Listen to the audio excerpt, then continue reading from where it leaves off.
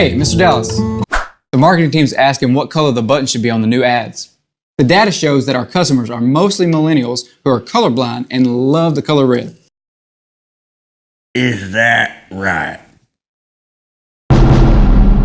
Son, I don't care what no millennial tree-hugging tech nerd has to say. Ain't no respectable brand had no red color button. Make it brown. That's a man's color right there. Boy, I'm from Texas. Everything worth anything's brown in Texas. My shoe's brown, my shirt's brown, my whiskey's brown. And in Texas, there's something called the Hippo.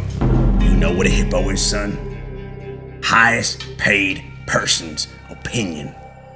Last time I checked, that person was me. Make it brown. And they'll like it. Now get, and put it up on the Amazon too. Yeah, right there. Oh. Sound familiar? We've all been in that situation where someone irrationally gets their way with a brand because they have the most pull. Actually, both. Are you tired of it? Do you want to stop it? Well, the solution is the great opinion equalizer in e-commerce, and you'd be wise to implement it. Stay tuned.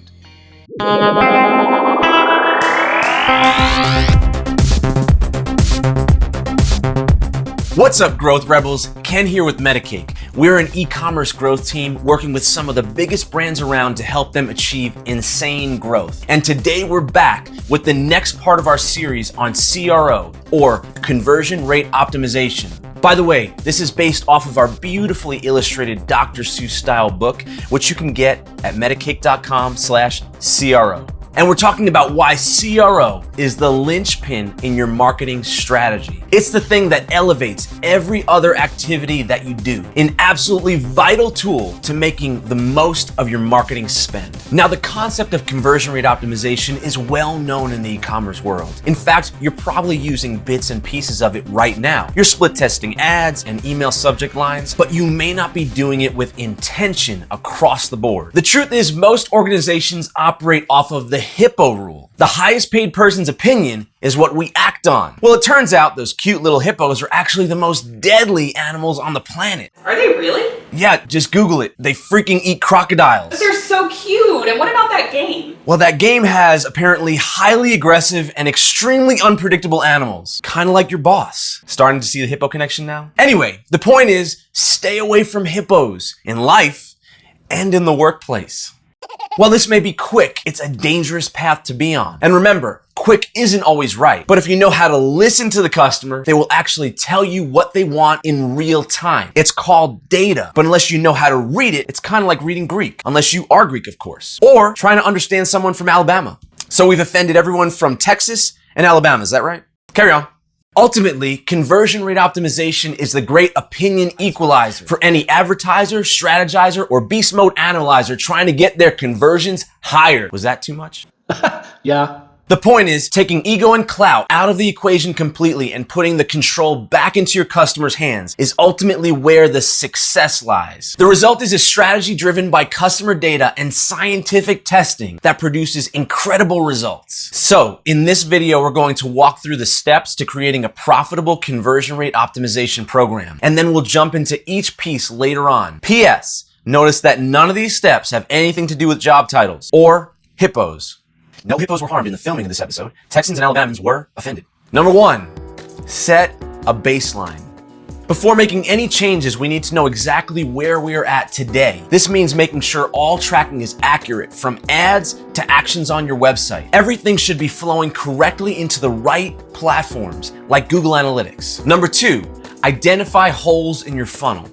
Once you have everything tracking accurately and you've established a baseline, you need to understand the steps in your conversion funnel. By the way, if you don't have a conversion funnel, there's more for you at metacake.com. At this point, we can begin to identify steps in our funnel that can be improved. Number 3, create a hypothesis. Now that we have an area of our funnel that we know can be improved, we need to come up with ideas on how to improve it. This is where you get creative and opinions actually come into play. But leave ego at the door. Also, be sure to use data and things like surveys to help lead you down the correct path. Remember, keep your ideas simple to execute. You can always improve on them later. The goal here is to be quick in testing and fail fast. Number 4, test your ideas. This is where the technical side comes in. At this point, you need to have a testing tool that will allow you to implement the ideas you have live on your e-commerce store and measure the effectiveness of them. The right tool will handle all of the science for you. It will test different ideas or experiences side by side. For instance, you may want to know if a different button color will improve conversions. By the way, please don't actually run this test. It's a horrible test. Just make it brown. The right tool will help you execute this experiment successfully. Number 5, measure and repeat. Once you have a result for an experiment, it doesn't stop there. Maybe the result wasn't what you expected. Maybe things improved, or maybe they got worse. The key is to understand the reason behind the result, whether good or bad. Once you achieve a result that is positive, you make that new experience your baseline. Maybe now all your buttons are brown, but probably not. And then you start back at 1.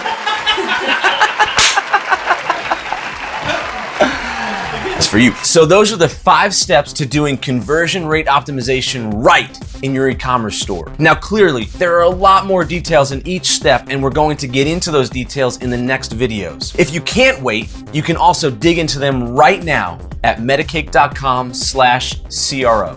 And remember, conversion rate optimization is a performance multiplier. Small increases still make significant impact over time, resulting in real dollars. So unless your conversion rate is 100%, which it isn't, then you really have opportunity here. The bottom line is conversion rate optimization is not an option for a winning e-commerce marketing strategy. It's an absolute necessity. It's a tool to ensure that the decisions your team is making are the right ones. Don't forget to give this video a big thumbs up and subscribe to our channel. Comment below with one thing that's holding you back from using CRO in your organization, or one thing that has blown your mind since implementing this strategy.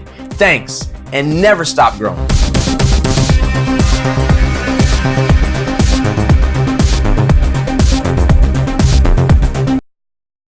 Oh, beats this 1, 2, 3.